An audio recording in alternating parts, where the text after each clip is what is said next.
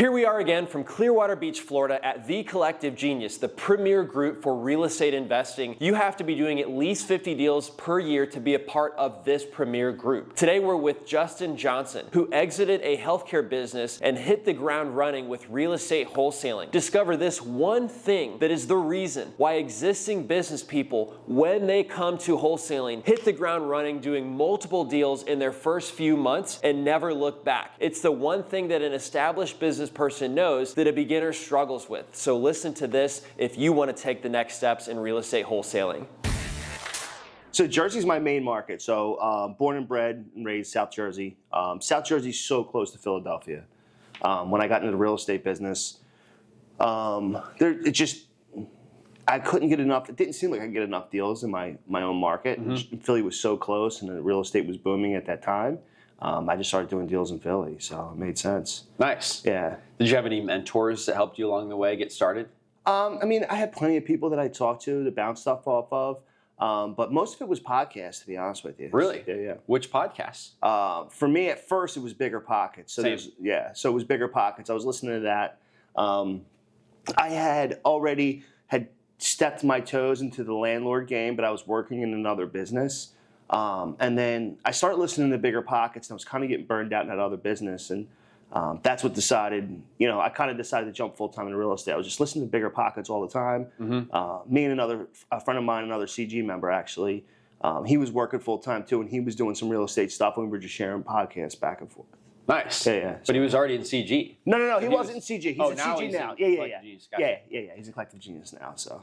What were you doing when you were listening to those podcasts? What was your job, or what was your... So I worked in healthcare before, specifically behavioral health is what I was in. Mm-hmm. So I owned some outpatient facilities. Oh, wow. Yeah. So you're already in business? Yeah, I was already in business. Well, that's pretty cool. Yeah. What drove you to do something completely different? The business is tough, like being emotionally involved with people. You know what I mean? I feel like I'm an emotional person to begin with. Like, I'm very empathetic.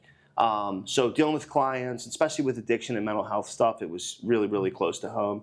And real estate was cool for me because it didn't talk back. There was no the real estate didn't die. You know what I mean? Like, and I don't mean to sound like morbid, but it was just a tough business to be in. Yeah. Right. You see friends and they relapse. I can only imagine. Yeah. So, and then real estate was great because it was just numbers for me. I didn't have to be emotionally involved, and the numbers were really good. So. That was huge. Actually, DealMachine and when DealMachine first came out was when I first got started in the business, and I was door knocking when I first got started, and I did all DealMachine. So just me personally running around door knocking, using DealMachine, taking pictures, and that was so it's pretty funny. We come full circle. That's awesome, man. Yeah, for sure. When was that, by the way, that you got 2018. Started? Oh, not too long ago. Yeah. 2018 is when I jumped in full time. I was obviously doing stuff prior to that, but full time I started Elite Home Buyers November 2018. So I guess what is that now? 6 years ago. Mm-hmm. Yeah.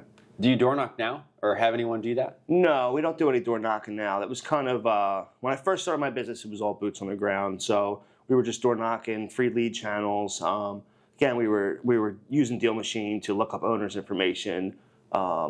Cold calling each person individually, like super, super niche. And I was doing it by myself before I hired somebody. Finally, when I hired somebody, they started doing it as well. But yeah, all boots on the ground to start. Got it. Yeah.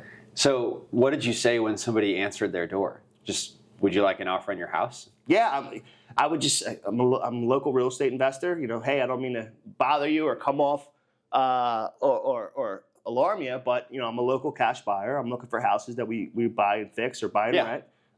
Just seeing if you'd be interested in selling. It looks like, I don't mean to hurt your feelings, but it looks like the house needs a little bit of work. You even went there? Yeah, correct. How did people respond to that? I mean, I think me as a person, I'm naturally disarming. It's about the delivery. Yes, correct. Yeah. I'm naturally disarming, so a lot of times people would open up to me, and they'd say either I'm not interested and I could, keep moving, or my first deal I did was a door knock. You know what I mean? Mm-hmm. So it works, for sure. You've got to respect that because it's raw. There's nothing about it that is delaying the hard work. Yeah. That is the hard work. Yeah.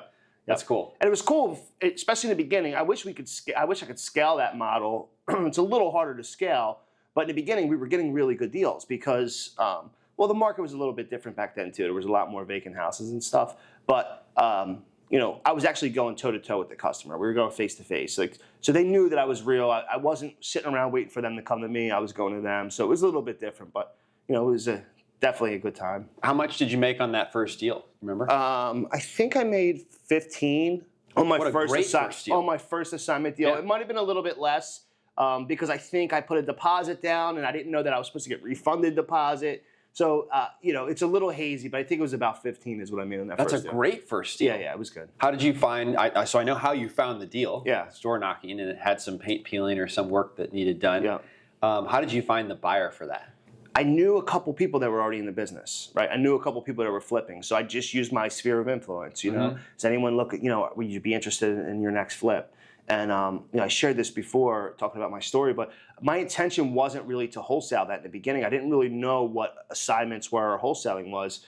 My intention was, okay, I'm going to buy this property at the right price, and then I'll figure out how I'm going to get the money and how I'm going to flip it. I don't know how I came across finding out about an assignment that I could assign it, but I was just doing some research and found that I could make a couple quick bucks, and it made sense for me at the time. So I ended up just kind of muddling through it and figuring it out. It's funny because that first deal, the seller had an attorney, the buyer had an attorney. I had no idea what I was doing, and somehow I ended up making it work. You know what I mean? Just muddled through it. Now, is it like New York, as I understand, where you have to have an attorney? No. So that was unusual. Yeah. So New Jersey split kind of like, it's almost like two different states, North Jersey and South Jersey.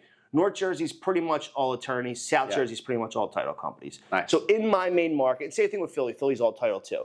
So in my main markets, we don't really deal with attorneys too often. It's very rare that we do, unless we're doing a deal in North Jersey. But this deal in particular, they both had attorneys. Got it. So I don't know how I made it happen, but I just did. I love it. Yeah. So what did you do after you collected that $15,000 or so? Did you still have the behavioral health facilities at the time? No. So I was going through, I brought on a partner, and that was part of my reason of the burnout, right? Because I brought on a partner, and we just were not aligned at all. For the health facilities? Yeah, for the health facilities. We're not aligned.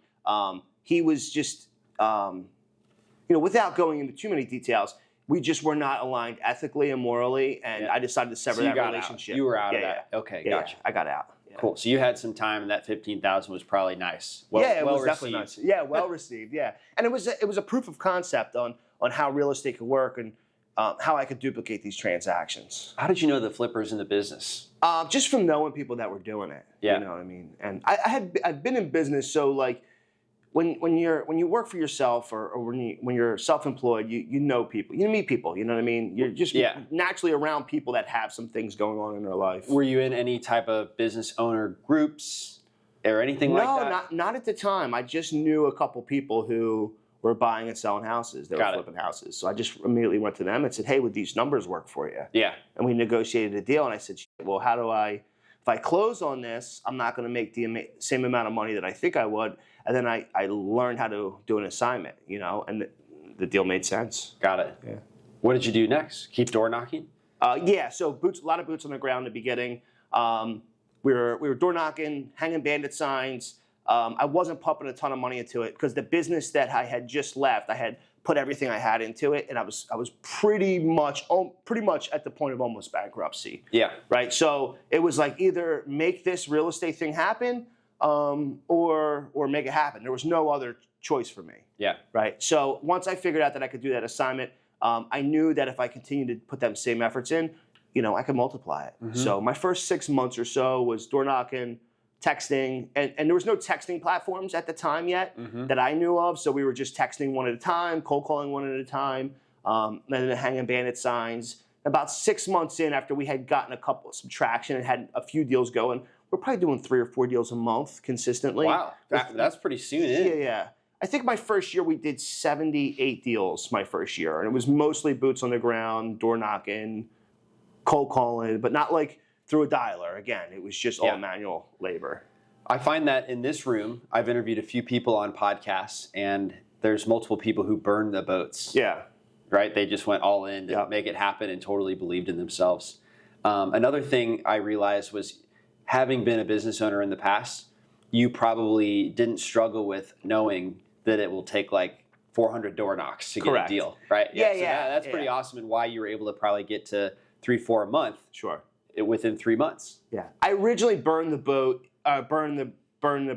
boats in 2012. I was in a different business, and I was working full time, and I made decent money in that business, but I was a W-2 employee. I was a young father, and I decided to go out on my own originally. So I burned the boats in like 2012-ish, and I knew that once I did that, and I knew like my life took off from there. You know, it's just a matter of a business is a business is a business. You just need to find a way to make the numbers work, right? Yeah. And that's why it was a little bit easier for me. Yeah, absolutely. That's great. Sure. So you've expanded now. What does the business look like today? I mean, it looks a lot like it did then, except for now we just have systems in place. We have people in place, full-time salespeopeople. I believe we're at 9 or 10 right now, employee-wise. We have a few lead managers, a few sales guys. But that doesn't include our construction crews. We should exit like 40 or 50 flips this year. Whoa, that's a hard thing to scale. Yeah, so awesome. we're doing a lot more flips. We should exit about 120, 130 wholesale deals. So we're staying pretty consistent. There was a point in 20, I was actually just talking with a guy in the Uber on the way here who's also in the business. Oh, really? Yeah, cool. Yeah. So about the same thing. 2022-ish, when the rates started going up, I think I had like 20 or 21 people. Mm-hmm. I was pumping a ton of money into it, and things started fluctuating for us. So Philly specifically, right? We were heavily invested in Philadelphia, and that market was booming. Like all the markets were booming right after COVID, but Philly specifically. Again, my main market was New Jersey, but Philly had kind of taken that over for me because that market blew up. There was hedge funds, there was a ton of landlords, there was people coming from New York. Like things were appreciating over in Philly, really good for us, and we were doing a ton of deals in Philadelphia. And that market, when the interest rates started going up, really took a hit before the suburbs did. I don't know if the suburbs took a little bit of a hit, but not as much as Philly. So we had like a year in my business where it was like, holy shit, what are we going to do, right? Because we couldn't sell stuff. You know, there was a lot of times we couldn't dispo stuff. Sellers' expectations were higher than what we could offer. We didn't even know what we could offer, and it was a real struggle for us in Philadelphia for about a year. Wow, trying that's to figure crazy. that out. Yeah. So when you're flipping, the value of the house is changing. Yeah, and I'm talking just during the time it takes to flip it too, right? Correct, and I'm talking just from a wholesale standpoint, right? So we were having trouble even wholesaling stuff.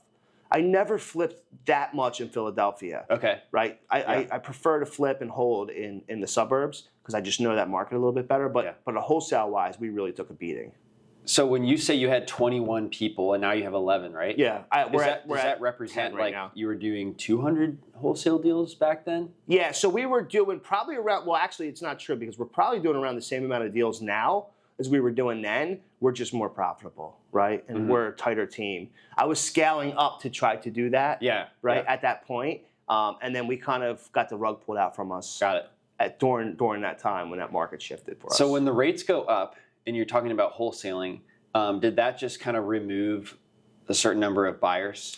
And so it was harder to sell those deals? Correct. So we had hedge funds and stuff. So we had probably 2 hedge funds that we sold a lot of stuff to. They both had pulled out. And then there was a lot of landlords who were pulling out too. So most of the stuff that we sold, and especially in the city, were to landlords, right? So we're buying whole guys. And a lot of them pulled out. And I think that's really what happened. They just stopped buying. Got it. Right? Or they needed to buy deeper than we could acquire the properties for because sellers' expectations were still high. Yeah. Yeah. Well, the thing about wholesaling, just kind of observing and doing deals direct to seller myself on a limited scale, is there's always these things that happen is that they can't pay their mortgage or something bad happens to the house or whatever. So there's always that need to have people buy rundown houses. Yeah. But it's on the buyer side that sometimes the demand fluctuates with the market. Yeah. Well, we used to just buy. We would be able to acquire too and throw in the MLS. Like we were doing a lot of stuff, putting stuff on the MLS. And it was just flying off the market. Next thing you know, during that time when them interest rates started going up, like nothing was selling for us. How did you become more profitable? Obviously, you reduced staff, so that's part of it. Yeah. Was there anything else that you did? We do a lot. We get a lot of referral business, and we started flipping a lot more. Right. So where before our average deal size, I think in 2022, our average deal size across the board was like $32,000, right? Which is really good. That's awesome. Right? Which is really, really good. And then that following year, our average deal size went down, right? And I had all the staff. Now that we've started flipping, like instead of me assigning a deal, right? So where we're at in my business now, instead of me assigning a deal, I used to assign a deal and make 5 or 10 grand. Now I'm looking at that, okay, well, if I can only assign it for 5 or 10 or even 15 grand, right? What happens if I buy that deal, right? Is it good enough for me to buy? Is it good enough for me to buy and be able to make 40 on it or maybe 50 or 60 on it if I flip it? And I started noticing that on a lot of my deals, that I would have these deals that seemed like they were tight to our end buyers or they were tight to us because we couldn't make that much money, but my end buyer could easily make 40 grand on that deal if they flipped it, right? And they might be able to get in and out of it in 30 to 45 days. We started buying a lot more, right? So instead of me assigning them deals, because our cost to acquire these we got to spend a lot of money in marketing, especially in the market I'm in. It's expensive in order for us to acquire these deals. Rather than wholesaling it and barely making anything or breaking even, we'll just start taking them down. Yeah. So what does it cost to get a deal? I don't know my exact numbers today. I have to take a look at that. When I leave Collective Genius, where we're at right now, we're doing our annual planning and taking a look at that. Awesome. But last I looked, it was like $6,000 a deal. Yeah. So we got to make 20 grand a deal minimum in order to be profitable. Yeah. Yeah. That. So I've heard anywhere between 2,500 to like 9,000. Yeah. So it is in that range. When I first started in the business, and we were talking about my first year, dude, we were like $400 a contract. It was because you were door knocking. It was your time, right? Yeah, but even when we started texting and we started spending money on PPC, I could spend $3,500 on PPC back then. Yeah. And I would get 50, 60 leads a month. Yeah. Right? And we would sign 20% of them. We might only close 10 or 15, but we could get a lot of deals. Like once you took out the title issues and stuff like that.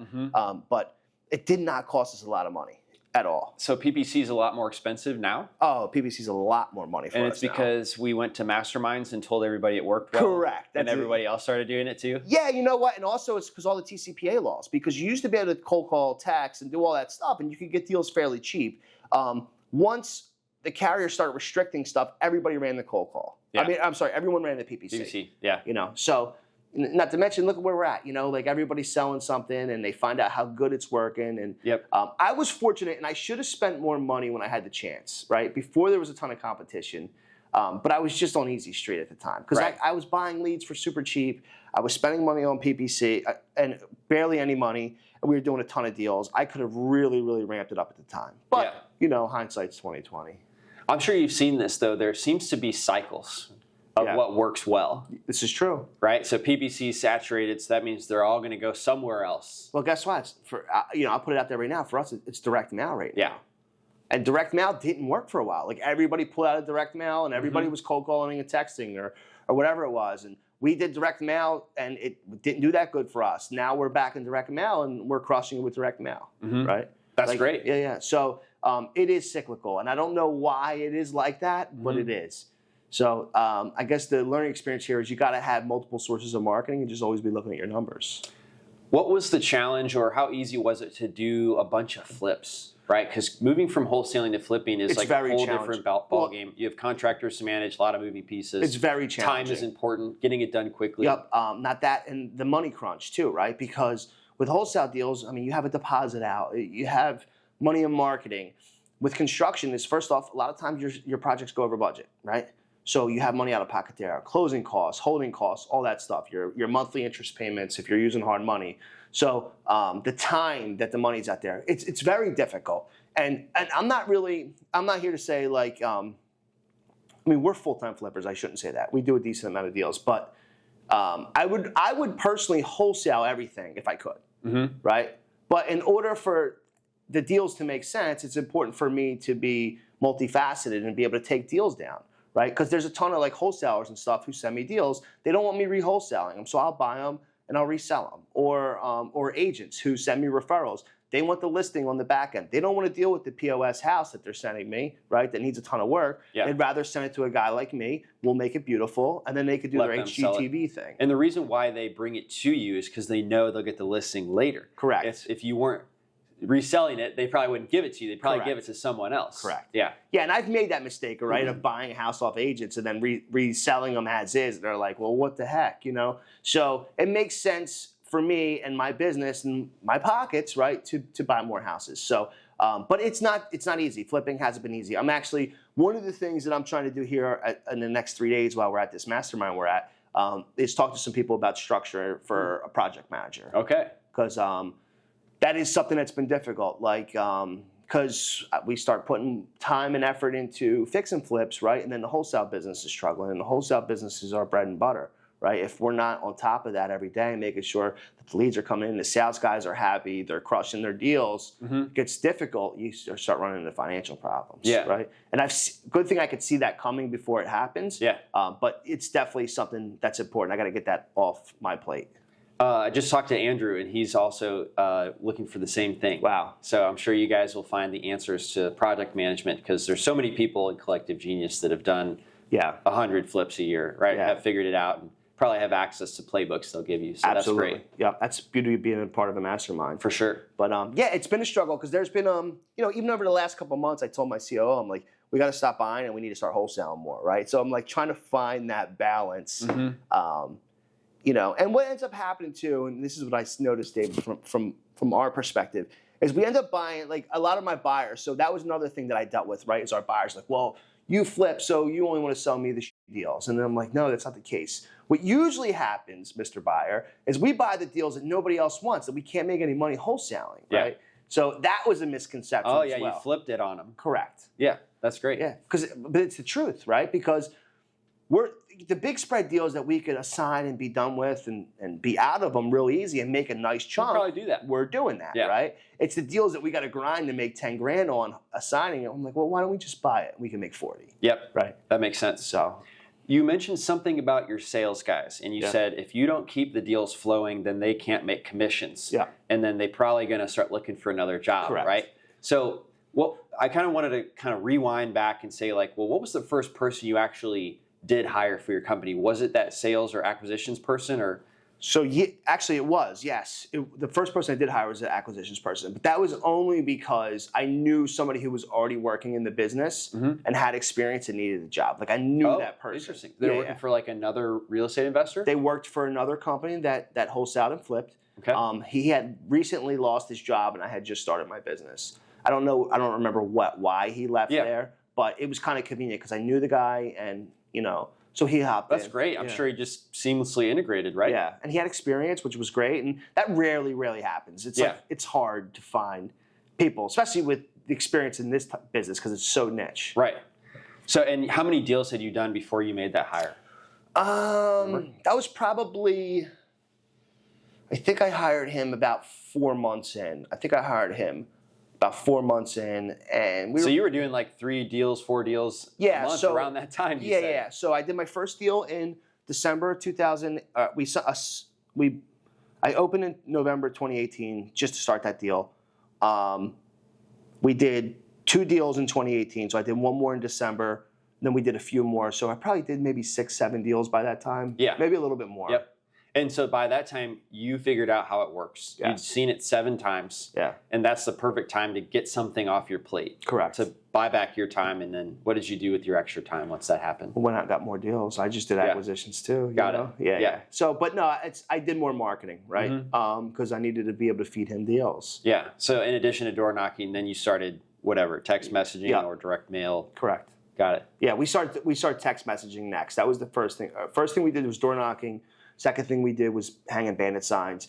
Third thing we did was, and we were cold calling. Because those text messaging platforms came out around 2019, 2020. Yeah, so 2019 is when Lead Sherpa came out. Yeah. And that was right when I started my business. It was the very beginning of Elite Home Buyers, and Lead Sherpa was a game changer for us. Yeah. Because we could skip trace through there, we could text from there, and back then it was like our deliverability rate was like 97%. Our response rate was like 48%. I forget exactly the numbers, but it was really, really high. It was really, really high.